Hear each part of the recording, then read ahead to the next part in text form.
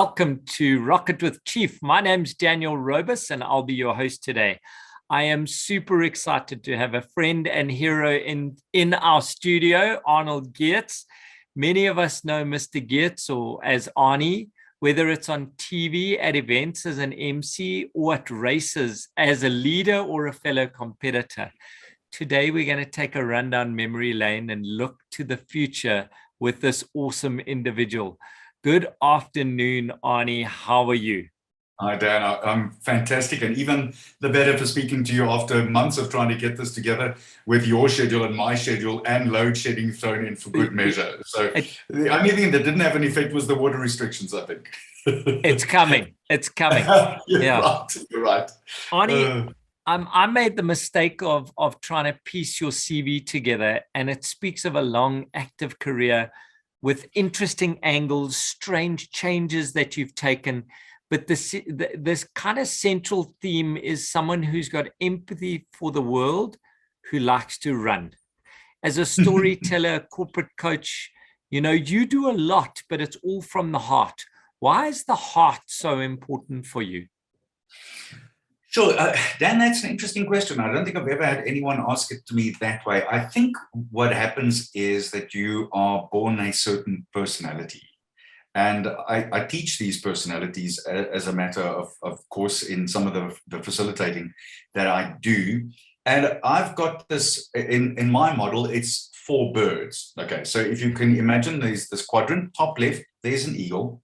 Bottom left, it's owl. Top right, peacock. Bottom right, dove. The left-hand side of the quadrant are high detail people. The right-hand side are the people who really don't care much about detail. I fall in that category, and it's all over the show. But there is a far more measured approach to empathy, and then I guess you could say almost stroke sympathy on the right-hand side of that quadrant. Now, we all bleed in a little bit into the other birds, if you like, but I am almost completely squarely in the peacock area. And I think by definition, a peacock puts up its feathers and goes, "Ooh, look at me, look at how beautiful I am. And you've got to listen to me, and I know everything." And I love the sound of my own voice, and I guess that's part of the deal as well. But I do think it connects to the empathy that one has for people in general. So you like to tell stories, but you also like to listen to stories. And that comes through whenever we go for a run or I see people that you've interacted with. You almost take a back step. Are you thrust into the public light, or do you like the light? I think I like it. Okay. No, let me not lie. I love it. Okay. Oh, brilliant. I think that's a very interesting thing as well. As I've grown older, I mean, I just hit 60 the other day, which is hard for me to believe, but it is, it's true. I know, it's ridiculous. But the frightening thing about that is, as I look back, I realize that maybe as a kid, I, at some points, felt like I wasn't being heard. And that you have, the psychologists will tell you, you have critical parents, or you have empathetic parents. And I think mine probably fell into the first category. I also grew up in an era where children were heard and not seen. And my dad used to, when I used to sit in grown-up conversation, my old man used to say, "Listen, skip the commercial, go play." And that was what it was like. And I think my want to become a public figure is probably born out of that to a certain degree. And then recognition. There's very few things as nice for me as when I go by someone and they go, "I love the broadcast you did yesterday," or "Wow, that was an interesting thought you had," or whatever. It's that. I think there's a great part of that there. Brilliant. Yeah, you said 60, which I still can't believe. And you've spoken about this career, but one of your aims is to be one of the only people to run a sub-3 marathon in 5 decades. Is that correct? Is it 65 decades?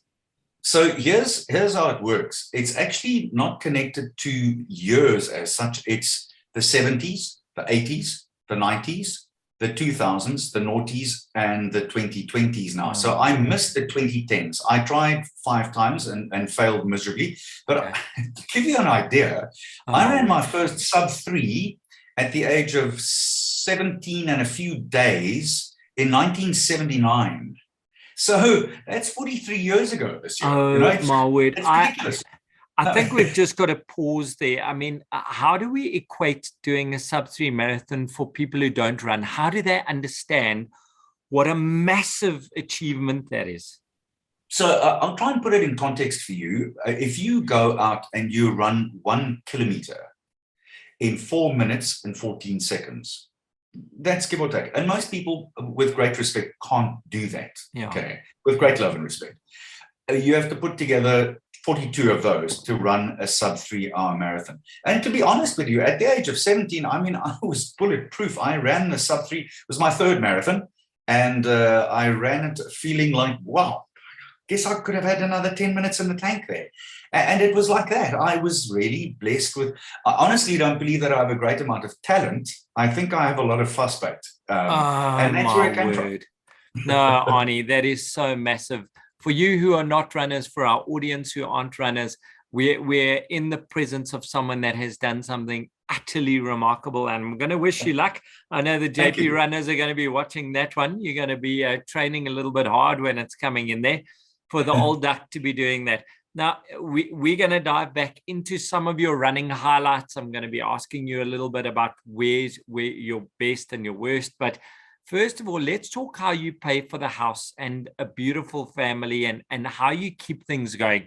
You've been in the gig economy for years. Before it was cool, you were doing the gig economy. Do you ever think that it's time for a full-time job? Do you ever want to get in there and become an accountant or a branch manager? What keeps you going? Can you imagine a peacock as a branch manager or a bookkeeper? I would be a dismal failure. I think I would last, I was going to say 3 weeks at first. Give me 3 days. It'll last 3. No, Dan, I wasn't, God didn't put me on the earth to be a full-time employee of anyone's. Part-time, because I think that, you know, again, the peacock doesn't have a great span of attention. You know, it's all over the show. So, yeah, I started with the newspapers I was still at varsity at RAU then in 1982, and I got a job with the Brakpan Herald. That was a full-time job. Then in my hometown, funnily enough, a newspaper that I delivered as a kid. I was 14 years old when I delivered the Springs Advertiser, and eventually 6 odd years later, I was working for the Springs Advertiser as a reporter and a sports reporter. And then a year later, saw this ad in the Sunday Times for a news writer, a news copywriter at the SREK. And I wrote them and I sent them a CV.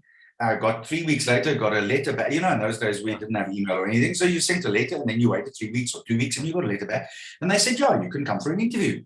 And I went for an interview, I guess in November of 83. Wow. And 3 weeks later, they sent me a letter going, you got the job. To be honest with you, I couldn't spell my own name properly, never mind write news bulletins. And there I was on the 2nd of January, 1984, and did an induction course, and 5-6 days later, I'm writing stories and sports stories for Springbok Radio, Radio 5 and Radio Highveld. I promise you, my pants were shaking, never mind my legs. It was scary. And that's how it started. So from then, I worked for the SABC for about 1.5 years, and I heard that the SA Runner magazine was up for sale. And I thought, that's too good to be true. So I bought the SA Runner magazine with money that I borrowed from Adidas. How's this? Wow. Money that I borrowed from Adidas on the handshake that I would give them 12 months of the back page of the magazine as advertising in lieu of the 10,000 Rand they gave me. Well, it wasn't money that I had. I wangled it, and a lovely man by the name of Alain Ronk, who was a Frenchman who was running Adidas here in South Africa. He said, listen, you give me 120,000 Rands worth of advertising, and I'll give you the 10,000 Rand cash right now. And that's the way it was. So, and that was the last full-time job, effectively, that I had. I had a little fling with Grinnicker Sports Management, which was incredible. Clive Grinnicker and his group are amazing people. And that's basically that. I haven't had a full-time job in, I don't know how long. I'm just not made for full-time because I've got too many irons in the fire, to be honest with you. What is the lesson that you've learned from that over the years? So that's an interesting question. I guess I guess to a degree, there are people who are made for corporate, okay, and who can do the corporate dance and who are able to toe the line. I'm not, my wife, Lily, always says, can't you just follow the rules? And I can't. I'm not a rules guy.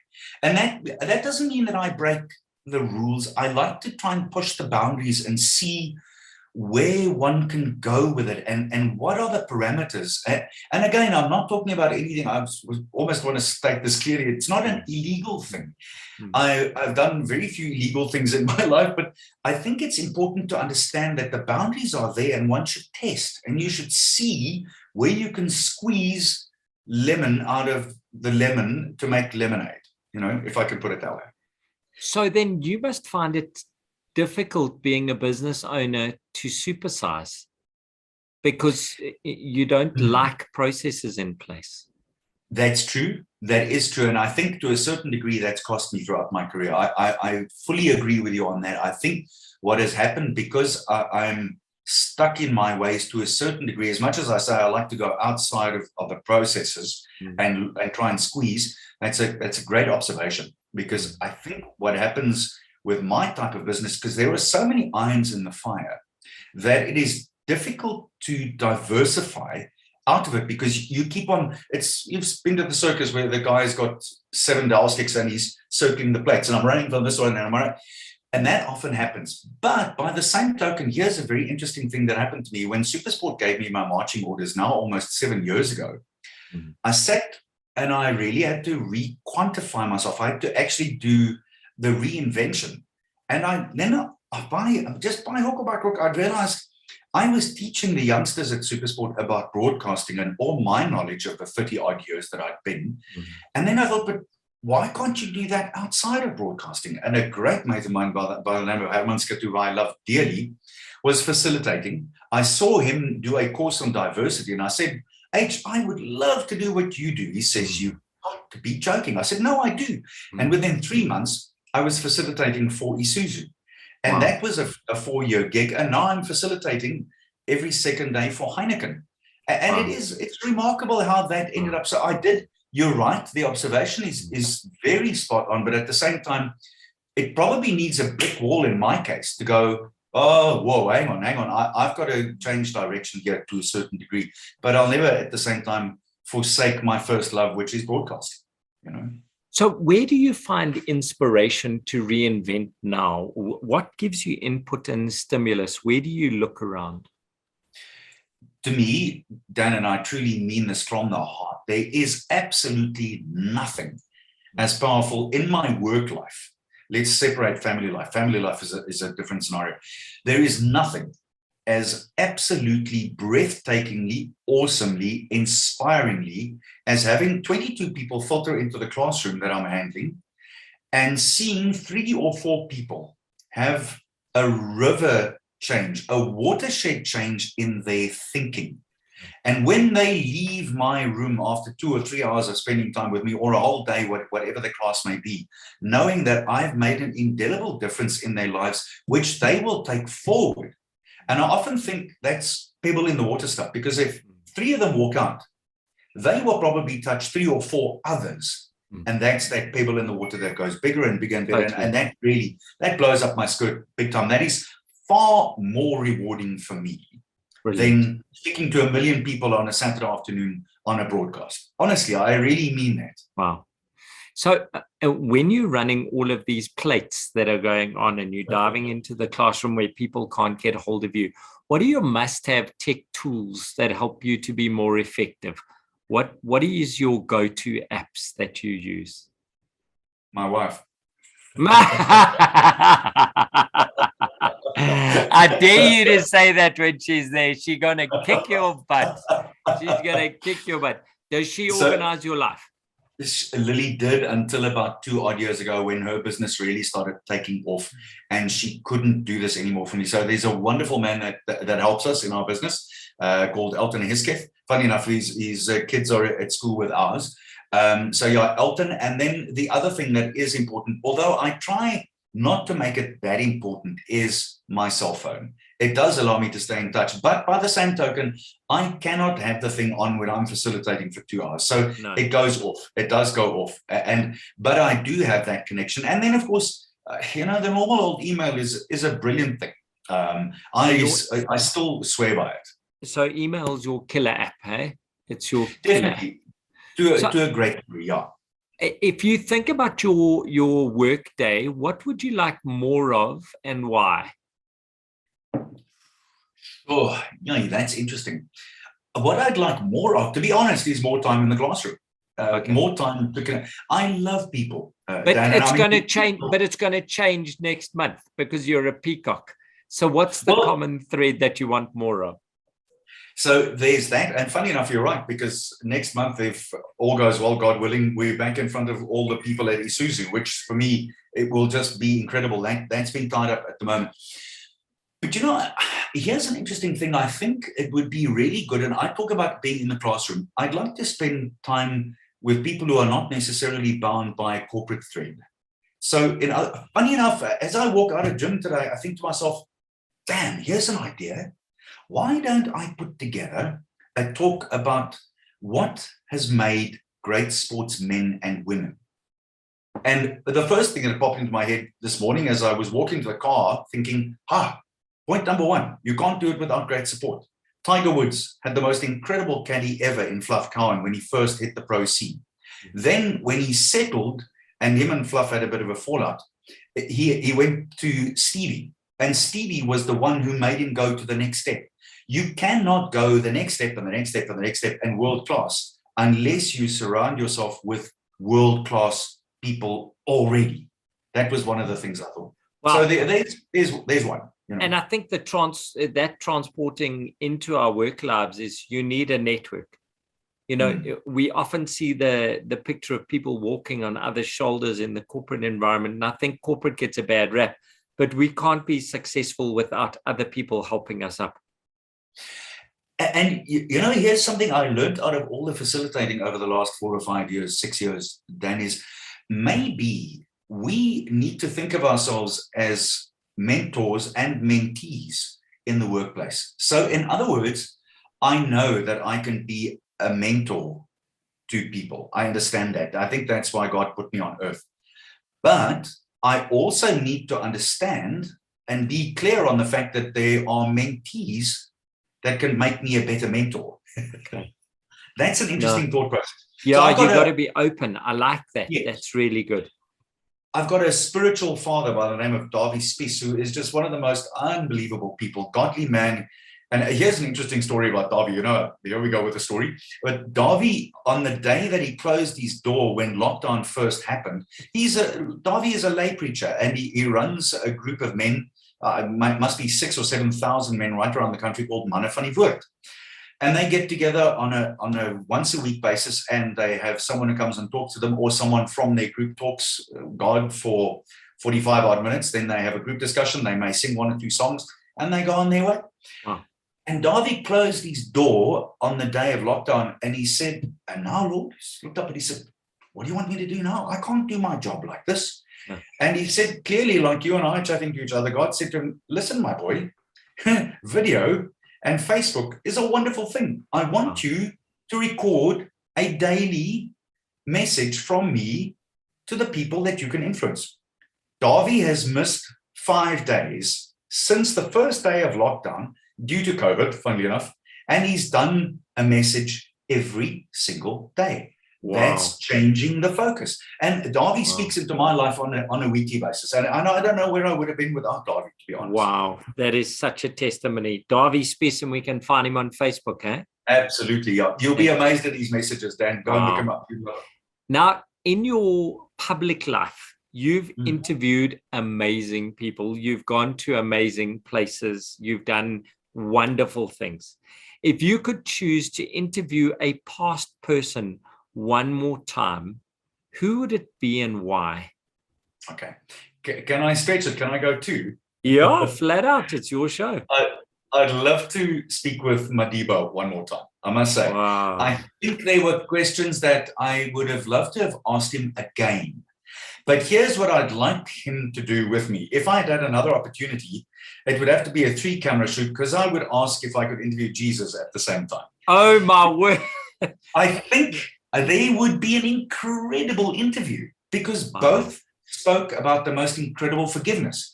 And if there's one thing that we're short in the world, it's forgiveness. It's love and forgiveness. I think those are the two for me. So I would love to sit them down next to each other in a studio and say, gentlemen, please talk to me. And the first thing I want to know is, Lord, you brought forgiveness, and this man was the personification of it on earth. Let's talk. And we go from there. So do you see, from a work perspective and just a general life in Johannesburg and South Africa and the world, that we're on edge? Is that where it is, that we bear grudges? Where do you think the state of the nation is at the moment as a temperature gauge? Dan, it's an interesting thing. I saw someone doing a sermon earlier today on Facebook that one of the running guys from Murray and Roberts in the club sent me. And it was a preacher man for 5 minutes spoke about he thinks the world is in worse shape than ever before. And then as I listened to that, again, the thought that hit me was, I wonder if that is really true. Because you just have to go back to Sodom and Gomorrah to understand that it was so bad on earth that God said, no more. This is where this stops. So it can't be at that point yet. We are not as bad as what Sodom and Gomorrah was, because God has not yet said, enough, no more. So there's one thing that makes me think that maybe we are not as bad as what we once were. Maybe what we do have is that we have more media exposure of the very bad things that we see on the internet and on Facebook and on Twitter and everything else. So the very bad things that happen in the world, the earth-shattering things that everyone goes, oh, I can't believe what I'm seeing. We're seeing more of. So the media net is wider, and the exposure for the horrendous things is worse. And unfortunately, as human beings, we're attracted to you. Someone goes, terrible thing happened, and you want to click on it and you go, well, what happened? What is it? Yeah. And it's that. I think it's our curiosity killed the cat approach. Yeah. So I don't believe that we are worse off than what we've ever been before. Okay. But I do think that we've got to take care of it better. And I honestly mean, we've almost got to, I'm not saying we mustn't spread the bad news, but if you're going to spread the bad news, then it is also your charge to spread the good news. I love that. Important. I think that's also important. If we look at Brett Lindeque and what they do and the good news and all of that, that also needs airtime, because I actually happen to think the world's in a great place. You know, I think so. Yeah, otherwise we wouldn't be doing what we're doing. Hey, so another question onto that. If you had to have dinner with 2 current leaders or celebrities, where would it be and what would you serve them? Okay. This would be very nice. There is the most incredible moving or turning restaurant in Sydney. And the views are remarkable. You go up there and it goes round in 1 hour. So that's where I would serve my dinner. And believe it or not, I'm in love with cooking. So I do this very radical dish, Dan, which you're welcome to have at any time. Yeah. Yellowtail and ostrich in a pie. Okay. Oh my word. No, come on, chicken and fish, but we're not on the plane. Yellowtail and ostrich. I'll serve that for them with a side dish of a green avo salad and some fried sweet potato. And who would it be? Who would these 2 amazing A-listers be? Oh man, that is really, really hard. You know who would make a very interesting guest? Because I would absolutely ask him to turn his brain inside out about his training, is Eliud Kipchoge. Oh, yes. I think Eliud would be an incredible person to speak with. And then, sure. Here's an interesting one. Eliud would be an interesting guest. And then because I absolutely adore their music, I would go with Jay something from Mikasa, because he's an interesting man. Very He's a interesting. thoroughly interesting man. I think he's one of those compelling people. When he fixes you with those dark Portuguese eyes, he Yeah. looks right through you. It looks like he can see what you're thinking. So he would be a fascinating dinner guest. Awesome. Awesome. Thank you. Now, getting back to your journey and your career, you know, there's so many sports people who eke out a living. They're not A-list, but they're earning good salaries in their sporting lives. What advice would you have to them? Because you said it earlier, one of your gigs just ends and there you are. What advice would you say to these people who are living the dream, but not living the dollar salary yet? It's interesting because I guess there's probably a little bit of self-interest there. So if you'll forgive me, but one of the first things I would say to all of them is the first thing you need to do when you start making it onto the B plus group, let's call it that, even the C group for that matter, go and get public speaking lessons. Go and find that as the first port of call, because that allows you from there on then to, God forbid, if you break an arm irreparably, that you're able to knock at some broadcaster's door or some radio station's door and say, listen, I played for 3 provinces and I was just short of making it into the Proteas side, but I can speak. So is there an opportunity for me to do your sport on your radio station? If you're a cricketer, is there an opportunity for me to do some of the broadcasting? One or two of the other things is also learn to transfer, and that comes with public speaking, some of the knowledge that you have. But more than anything else, and there is something that I wish I had taken more care of when I was younger, and you mentioned it, is you just think, oh, this is going to last forever. And guess what? It doesn't. So you need to be clever with money. You need to go and speak to mentors who can help you with doing the right things with your money. And when you're 18, 19, 20, man, it's easy come, easy go. It's in and out, and you're a conduit for your own money. But that's where the problem is. And how many youngsters have we seen who've made mega bucks, and 5 years later, it's all gone because no one has sat them down and said, listen, son, the Kiyosakis of the world, you only have to read 2 or 3 of these books to understand that if you don't look after it now, it ain't going to look after you in 30 years' time. And that's how you really need to look at it.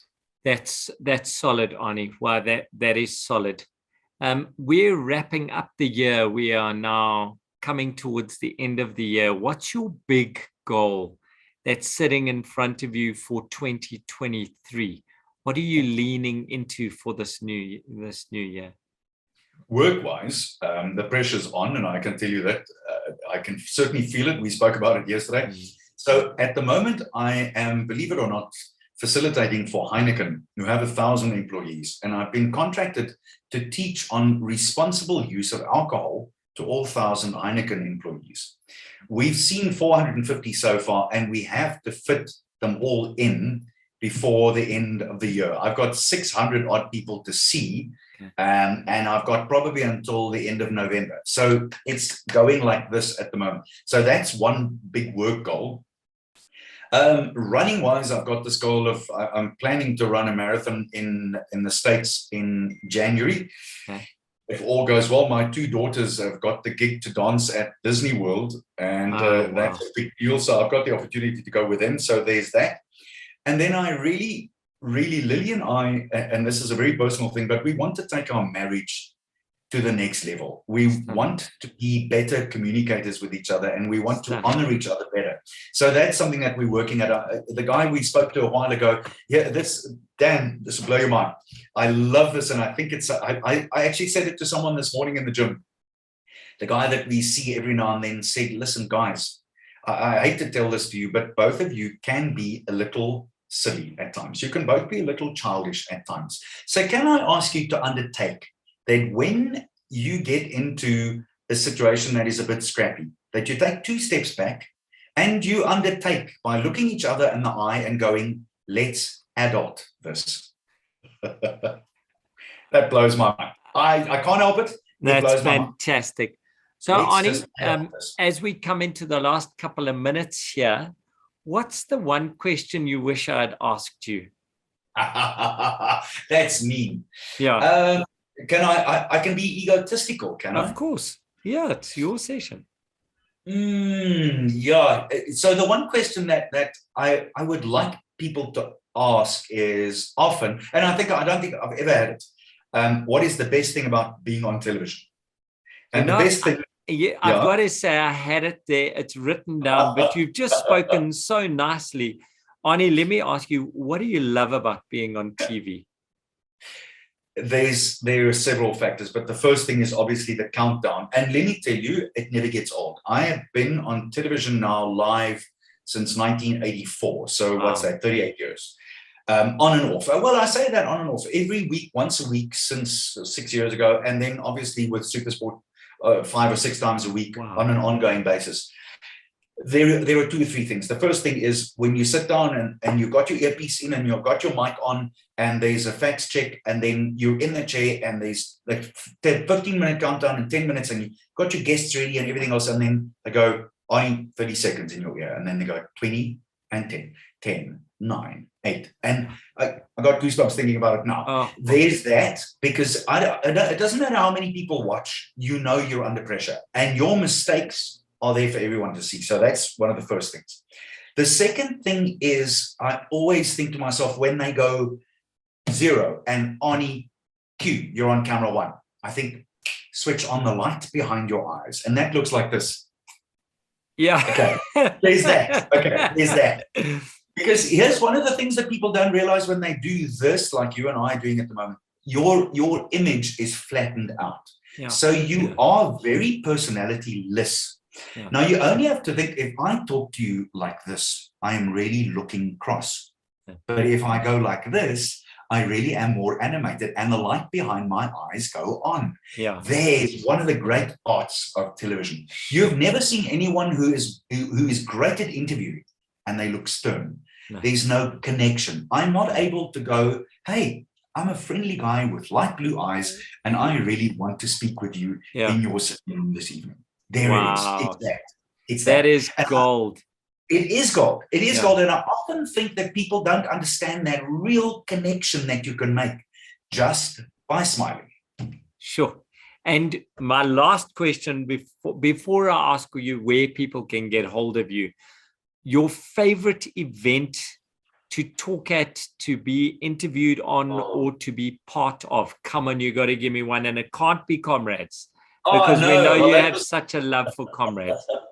It has to be Comrades, Dan. And I'll tell you why. Here again, I have to qualify it. I first was involved with it as a 16-year-old when I went to go and second someone. Wow. A year later, I ran it. And I have been involved with the race for 44 years non-stop, either as a runner, on radio, on television. And let me tell you that television broadcast is, can I use the term? It's a ball breaker. Really? You have to get, you get to the studio at 4. In the old days, we were on air at 6. And probably not for broadcast, but what they, when I was anchoring at the broadcast center, the studio was at Alveston, which if you go on, you know exactly where it is. I know exactly where it is. That large tower on the right-hand side on the down run, it's there. We were 3 stories up. There was no time to go for a pee. They opened the doors from the 3rd story, and I'd have the microphone on and the earpiece on, and I'd pee out 3 stories up because there's no time to go downstairs. Oh, that's fabulous. It's the hardest broadcast in the world because it's 13 hours of non-stop in those days, which I anchored 5 times. It was mind-blowing. So I've done that. I've announced at the race. I've written about it. I have seen the Comrades upside, downside, inside out, top view. And it is the world's most magical event, bar none. Bar none. So I just wanted to ask you a closing question, and then we can wrap up. Arnie, Comrades is there. It's just part of who you are. It's part of our family as well. I've never done any like you have, but I've been in the crowds, and you even shouted at me this year, which I really appreciate, my moment of fame. If you had to go offshore, what is your other event that you enjoyed being part of?